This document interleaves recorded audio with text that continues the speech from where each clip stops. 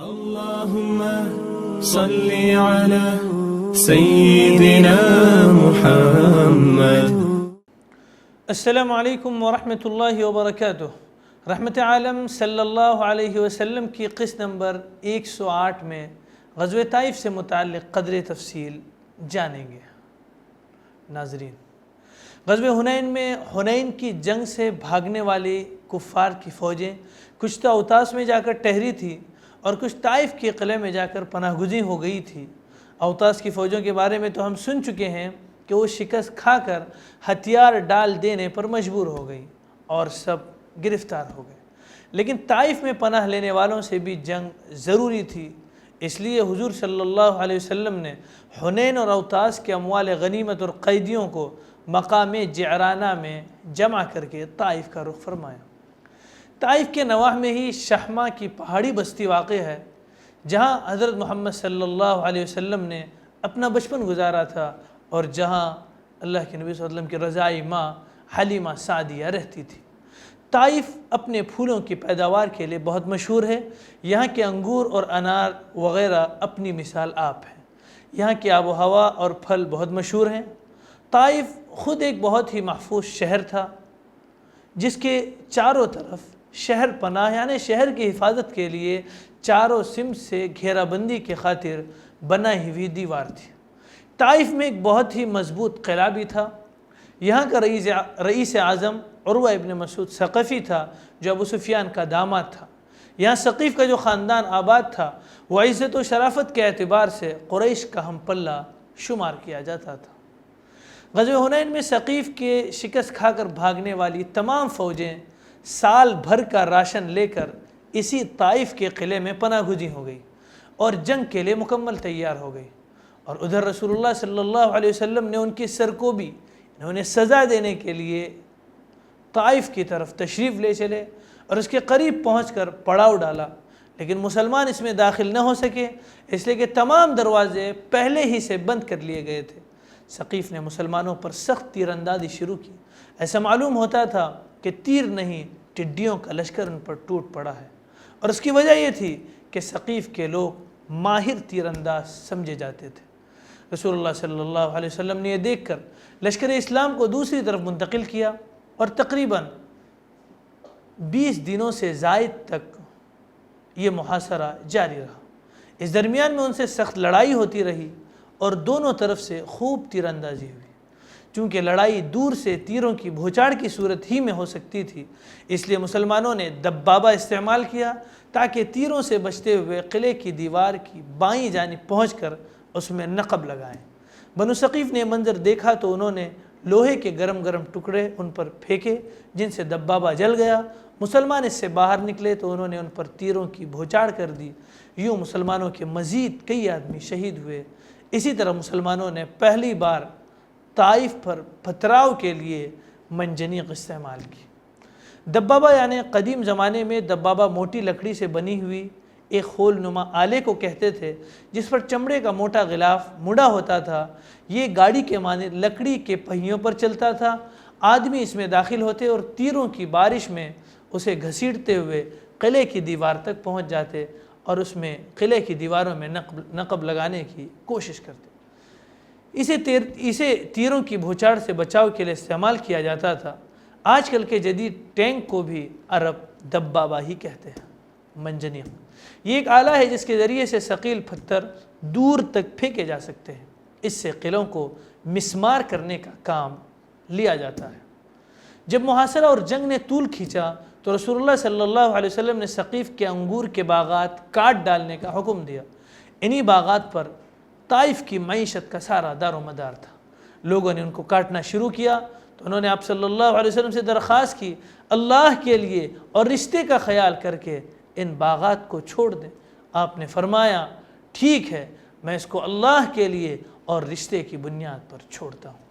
پھر رسول اللہ صلی اللہ علیہ وسلم نے یہ منادی کروا دی کہ جو غلام قلعے سے اتر کر ہمارے پاس آ جائے گا وہ آزاد ہے. چنانچہ پکار سن کر 10 سے زائد آدمی نکلے، جن میں ابو بکر رضی اللہ عنہ بھی تھے، جو حدیث کے ایک بڑے راوی اور عالم صحابی ہیں. آپ نے ان سب کو آزاد فرمایا اور ہر آدمی کو ایک مسلمان کے حوالے کیا. اور اس کے کھانے پینے کی ذمہ داری اس پر ڈال دی۔ یہ بات طائف والوں پر بہت گرا گزری۔ جب محاصرہ ٹوٹ پکڑتا گیا اور قلعہ قابو میں آتا نظر نہ آیا اور مسلمانوں پر تیروں کی بارش اور گرم لوہوں کی زد پڑی، اور ادھر اہل قلعہ نے سال بھر کا سامان خوردنوش یعنی کھانے پینے کی اشیاء جمع کر لی تھی، تو رسول اللہ صلی اللہ علیہ وسلم نے نوفل ابن معاویہ دہلی سے مشورہ طلب کیا۔ اس نے کہا لومڑی اپنے بھٹ میں گھس گئی ہے، یعنی لومڑی اپنا جو سراغ ہے اس میں گھس چکی ہے، اپنی حفاظت گاہ میں گھس چکی ہے۔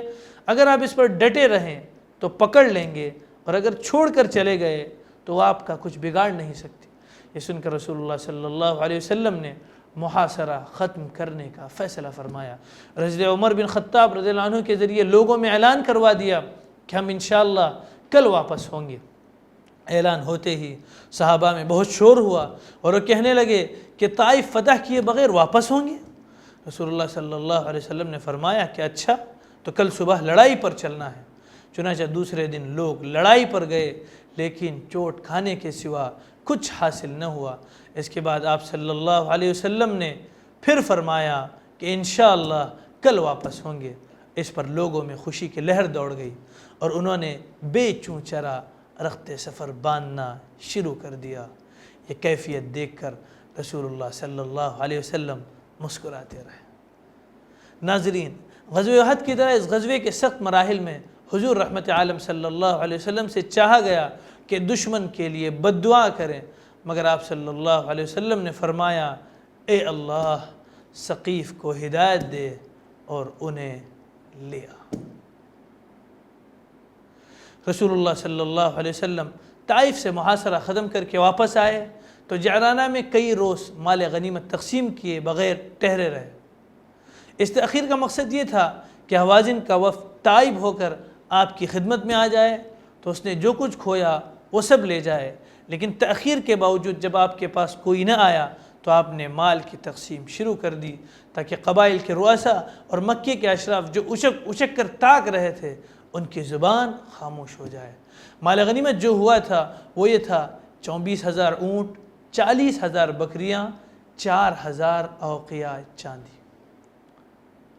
قرآن نے تألیف قلب کے لیے جو حصہ رکھا ہے اس کے تحت حضور صلی اللہ علیہ وسلم نے مکے کے باشندوں کو اور لیڈروں کو جو ابھی ابھی اسلام لے آئے تھے دل کھول کر بہت سارا مال دیا۔ مقصود یہ تھا کہ ان کے زخموں پر مرہم رکھا جائے۔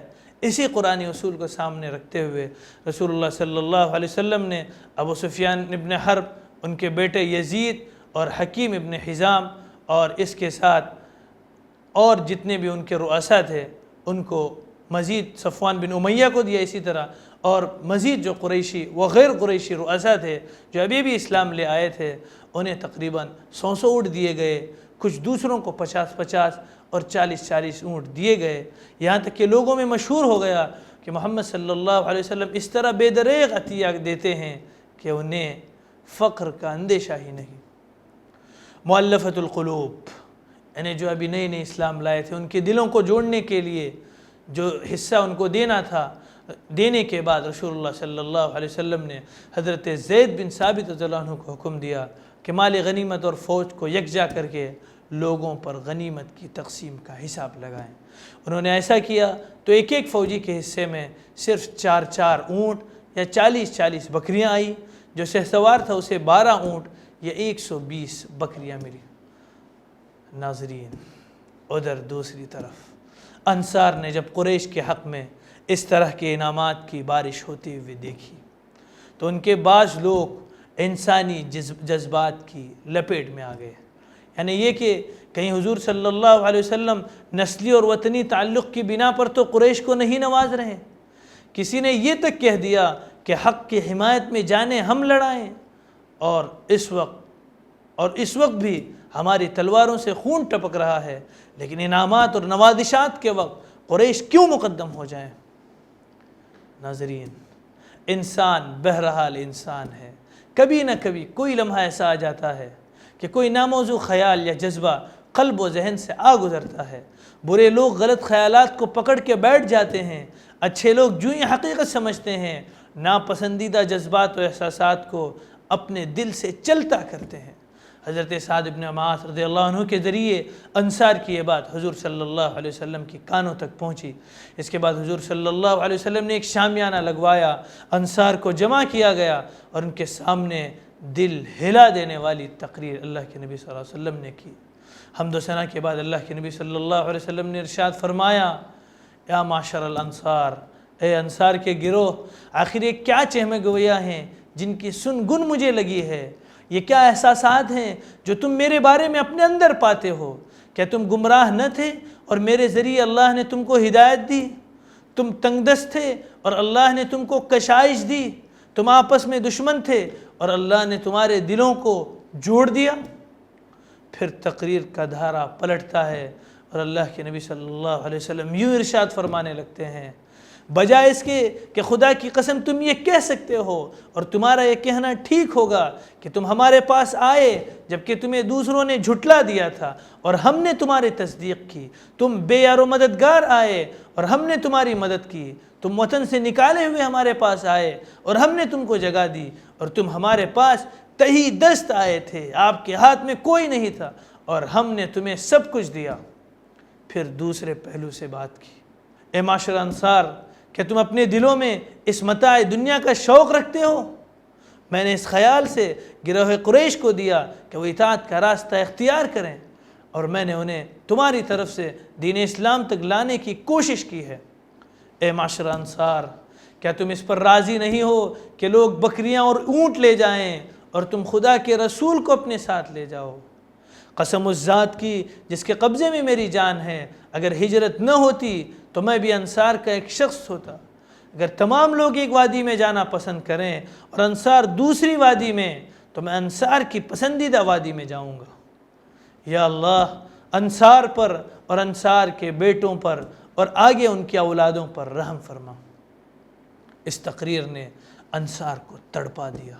لوگ اس طرح رو رہے تھے کہ داڑیاں آنسوؤں سے بھیگ گئی، اور انصار چیخ اٹھے کہ ہم اپنے حصے میں اللہ کے رسول کو لے کر راضی ہیں۔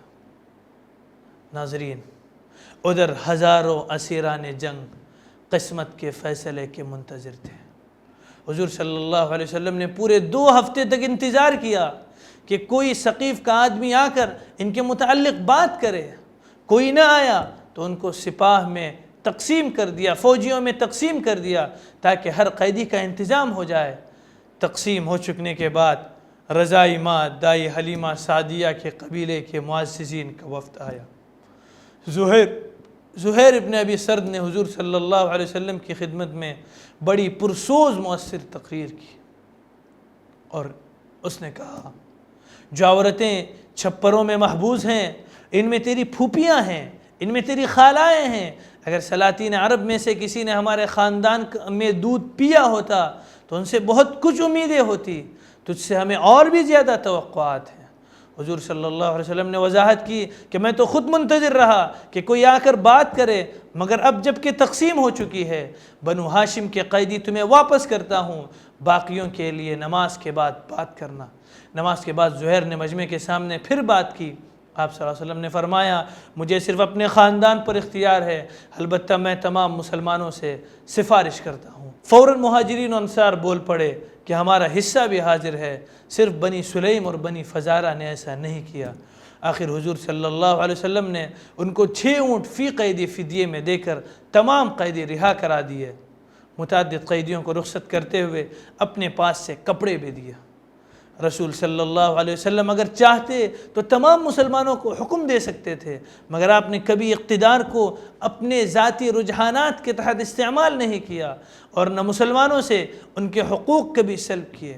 اس موقع پر بھی سفارش ہی کی۔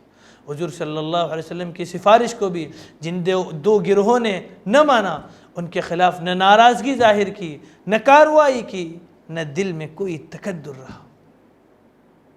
ان معاملات سے فارغ ہو کر حضور صلی اللہ علیہ وسلم جعرانہ ہی سے عمرے کا احرام باندھا اور عمرہ ادا کیا، اور عتاب ابن اسید کو مکے کا گورنر مقرر کرتے ہوئے 1 درہم روزانہ ان کی تنخواہ مقرر فرمائی، اور لشکر اسلام کا یہ لشکر مدینہ روانہ ہو کر مدینہ پہنچ گیا۔ یہ تھی غزوہ طائف کے متعلق اور ان کے قیدیوں کے متعلق، اسیران جنگ کے متعلق کچھ تفصیلات۔ والسلام علیکم ورحمۃ اللہ وبرکاتہ۔ اللهم صل على سيدنا محمد وعلى آل سيدنا شفيعنا محمد